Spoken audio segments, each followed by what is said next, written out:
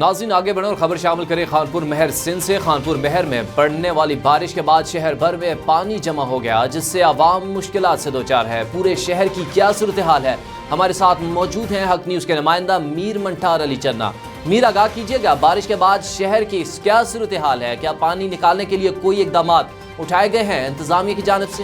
جی بالکل، ملک بھر میں بارشوں کا سلسلہ جاری ہے۔ پورے سندھ اور ملک بھر میں برسات اور بارش پڑنے کے بعد خانپور مہر میں بھی پورے شہر میں جو ہے نا پانی ٹھہر گیا ہے، اور یہاں کے لوگوں نے یہ مطالبہ کیا ہے کہ شہر میں پانی ٹھہرنے کے بعد جو ہے نا علاقہ مکینوں اور شہریوں نے یہ مطالبہ کیا ہے کہ اس پانی کے نکاسی کے نظام کو فوراً نکال کیا جائے اور اس کو ٹھیک کیا جائے۔